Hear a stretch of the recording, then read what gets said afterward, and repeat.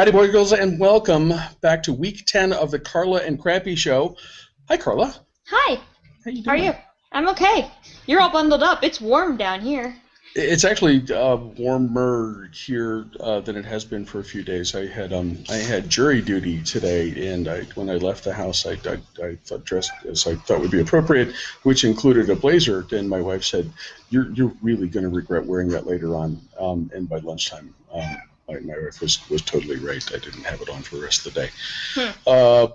But still, kind of cool. It's nice. It's nice weather. Good football weather, which is appropriate because we have some good football coming this weekend, including a couple games, as you said before we started taping, some tough ones. We can start, in fact, with a Big Ten game. This is the game that the Michigan players used to say was the real rivalry back in the 90s. I think that we might have changed their minds about that since then. But Michigan plays at Michigan State, number 21 Michigan, number 22 Michigan State. Sparty is a 6-point favorite in this game at home in East Lansing. What do you see with this one? After reading a bunch of stuff about this game, and knowing that Michigan State just finally entered the rankings this week, which is kind of interesting because they're kind of that team that you just assume that's in the rankings every week, but they just finally entered the AP rankings this week. This really boils down to like one very key matchup. The Michigan State defense is good. It's really good. Yes. To the point that they're the number one rush defense in the nation, and they only allow about 54 yards per game. And that's important because, well, Michigan has this quarterback named Devin Gardner who likes to be a dual threat. He's one of the top rushers on the team as well as obviously the top passer because he's the quarterback. Right. But it's just kind of an interesting matchup in this because you would think, everything in Michigan, the whole, they've gotten more of the attention. But looking through here, Devin Gardner's actually been he's been inconsistent for Michigan. He plays really well at home, and he plays really not so well on the road, which is what happened in Happy Valley. Yes. And I think that's really going to, unless he can figure something out and be a little bit more consistent, I really think that's going to play a role in this game. But if you want to argue the other way, which you could, these two teams have a common opponent in Notre Dame. Michigan beat Notre Dame. Michigan State lost to Notre Dame. So that in and of itself, we could say, okay, common opponent, Michigan wins. I don't think so. I think Sparty wins this game. I think their defense is too good. And I think that's really going to play a role in this game. And they're playing at home under the lights. I think Sparty wins. I'm going to agree with you. Of course, my former sweater vest wearing head coach is long gone from the conference. But Jim Tressel Jr. is alive and well in East Lansing, and Mark D'Antonio's teams looked a lot like Jim Tressel's teams did. That's true. They play terrific defense, and sometimes you scratch your head over what they're doing offensively. Fortunately, for Michigan State, Michigan, you talked about the obvious unit matchup. On the other side, Michigan State's offense has been inconsistent, although better in recent weeks. And as we've seen, you referenced the game against Penn State. Michigan still hasn't figured out defense yet. That unit is still a mess. It still hasn't recovered from the Rodriguez years in Ann Arbor. The ghost of Jim Tressel is alive and well in East Lansing, and as Jim Tressel did when he was in Columbus, Mark D'Antonio is going to beat Michigan on his home field on Saturday.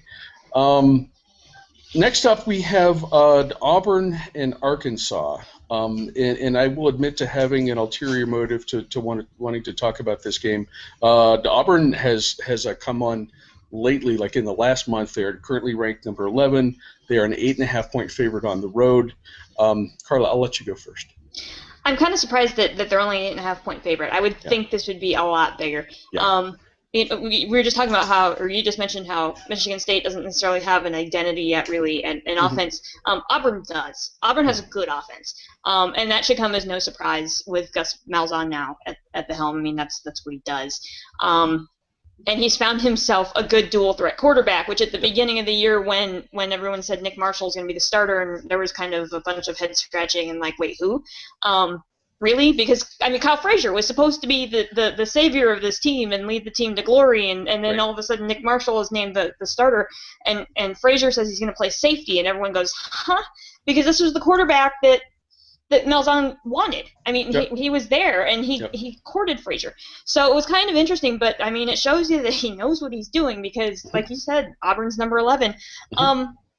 Arkansas is desperately in need of an SEC win. They just are. They haven't won yet in the SEC. I'm sorry, it's not happening this week. It's just it's not. And I mean, part of me feels a little bit bad for the Razorbacks because if you look at the order in which they've played teams, they've played a ranked opponent 5 consecutive weeks. Yes. Finishing out with Saturday with Auburn. That's just brutal. Welcome to the SEC. But yeah, I think Auburn wins this pretty handily. I wanted to bring this one up because I'm having serious flashbacks this week. Of course, Bret Bielema, as you may or may not aware, has been complaining all week long about the game tape that he got from Auburn. He's gone back and forth with other members of the Auburn coaching staff since he jumped ship to the SEC in the offseason.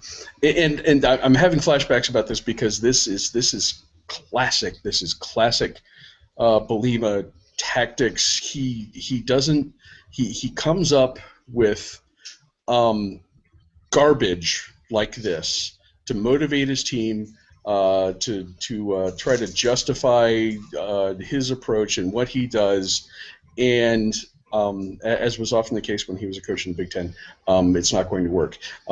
Bret doesn't want you to look at the facts. Here, I looked at the facts. I looked at the facts. They're right here. 113th in the country in passing. Okay, that's not really his forte. That's fine. 29th in rushing.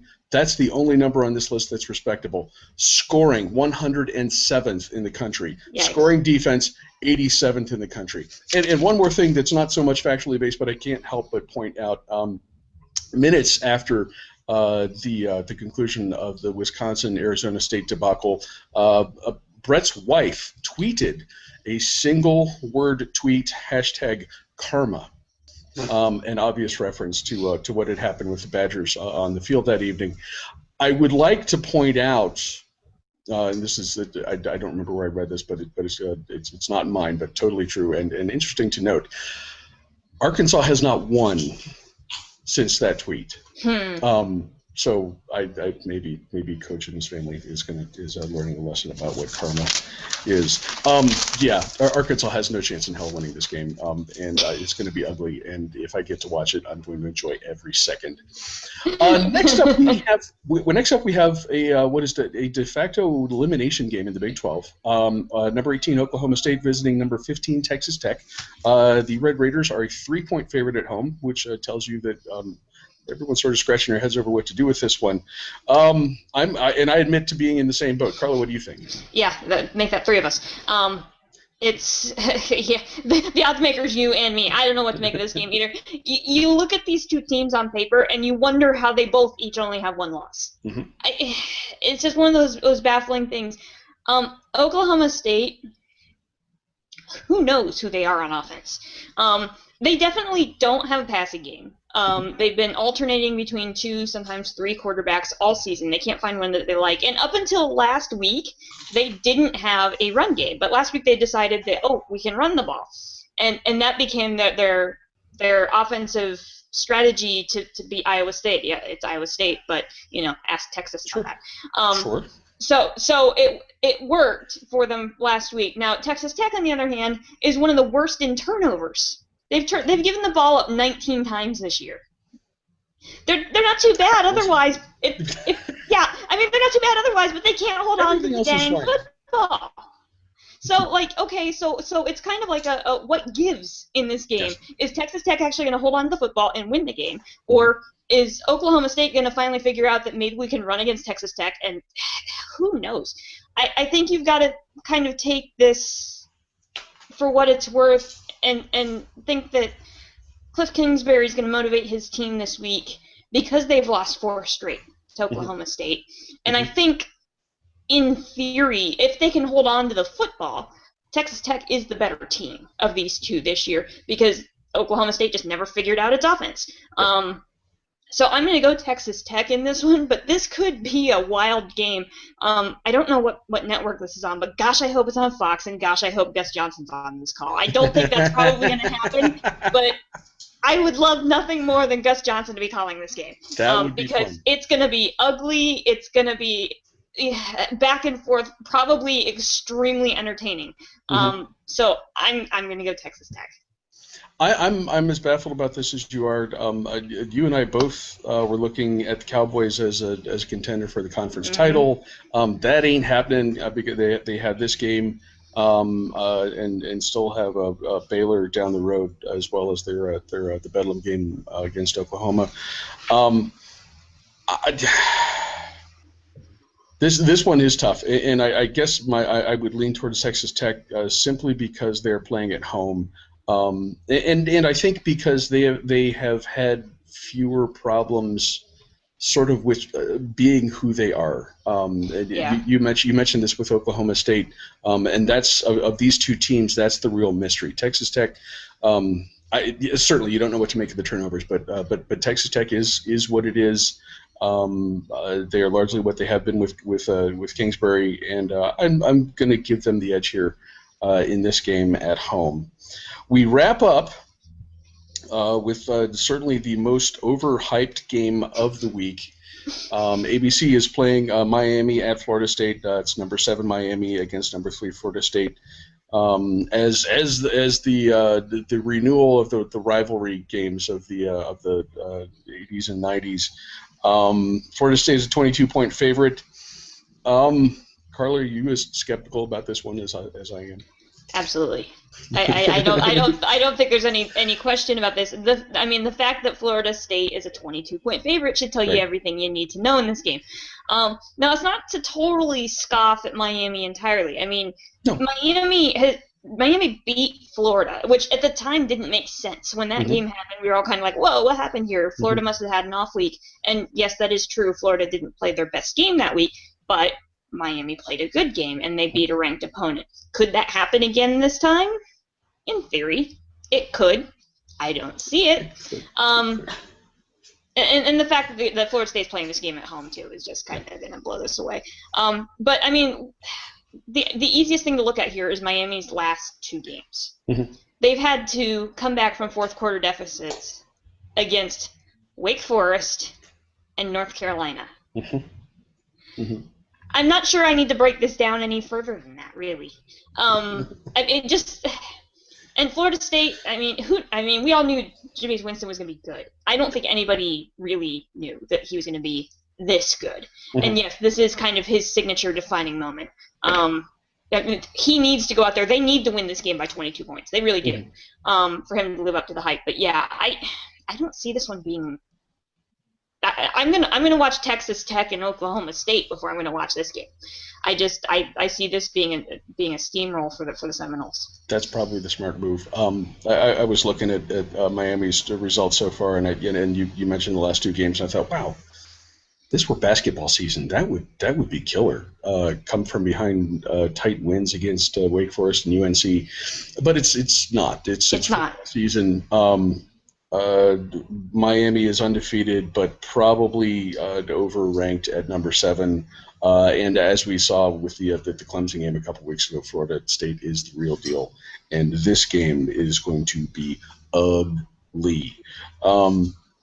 And that's all we have for this week. A couple interesting ones, a couple entertaining ones, and one.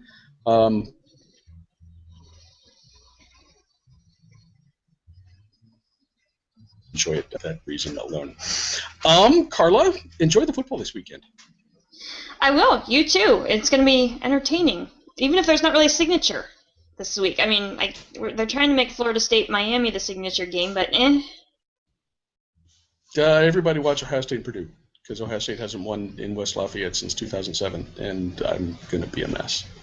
Oh, okay. Yeah, sure. I'm going to watch Ohio State after what they did to my Knicks last week. Okay, yeah. maybe take a week off. Thanks. I appreciate that.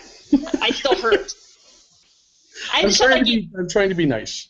I had to shut that game off before the end of the first quarter. They went up 21. They went up 21-0, and I knew the game was over. So fortunately, we flipped the channel to watch something else, and I didn't even look back. I was just like, this game's over, and I cringed every time the score went by. That's fair. That's fair. Yeah. We'll see how this week goes. Carla, thank you once again. Sure. Thank you. And thank you guys for watching. We will see you again next week.